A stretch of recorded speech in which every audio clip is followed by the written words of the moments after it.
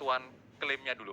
Ya, dan tentunya untuk teman-teman juga Manulifers, kalau ada pertanyaan-pertanyaan, bisa nanti silakan chat ya, chat di kolom chat ya tentunya ya. Nah, ini ada untuk tentang pertanyaan klaim yang pertama, Dok. Dari kurang lebih 100 pertanyaan, Dok. Sampai maghrib atau sampai subuh. Oke, Dok. Nih, pertanyaan-pertanyaan yang banyak ya, pertanyaan-pertanyaan banyak ditanyakan sebenarnya. Nomor 1 nih, Dok. Terkait pemeriksaan medis, Dok ya. Apakah diperbolehkan melakukan, nih pertanyaannya, Dok, melakukan lebih dari satu jenis tes lab dalam waktu yang bersamaan?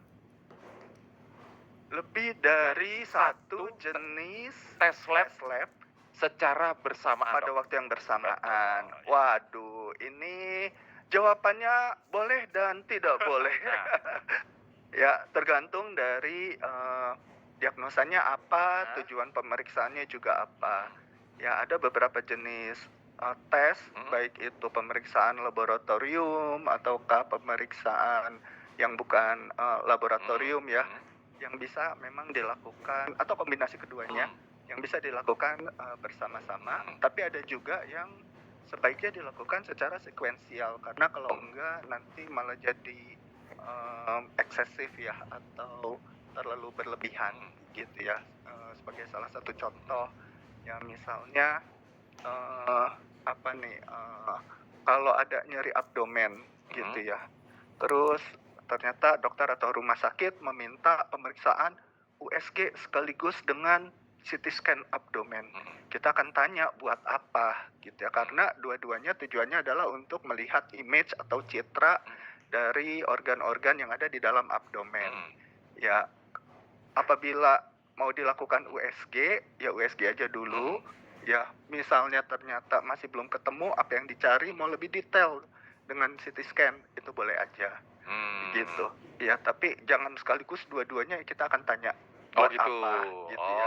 Ya. Tapi ada beberapa hasil tes atau pemeriksaan yang dilakukan juga secara bersama-sama, dan itu masuk akal buat kita, itu nggak menjadi masalah gitu ya. Misalnya untuk orang yang masuk dengan gejala itu demam ya, intake sulit, kemudian juga terlihat ada tanda-tanda perdarahan di kulit, bintik-bintik merah, sehingga dokter curiga ini demam berdarah misalnya.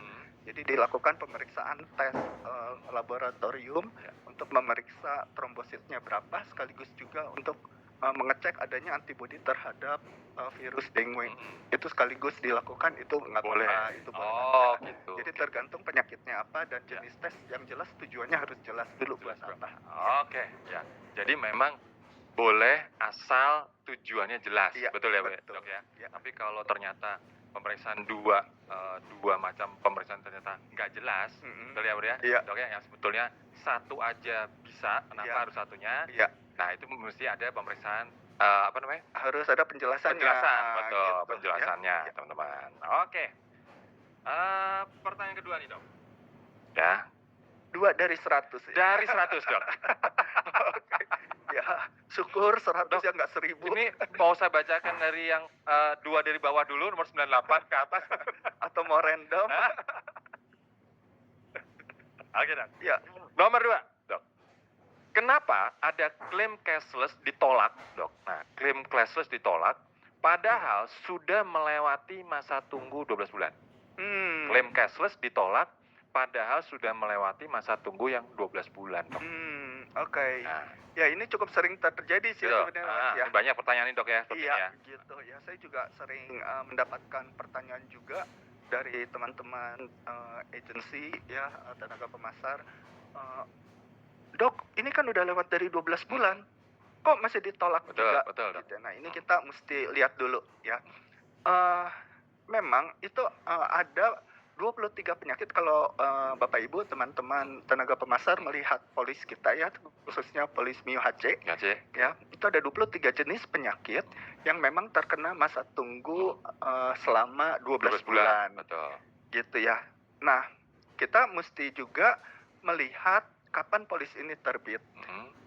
polis itu kalau terbitnya masih dalam kurun 2 tahun pertama, kita kenal ada yang namanya masa contestable period. Betul. Ya, apa sih artinya masa contestable period ini?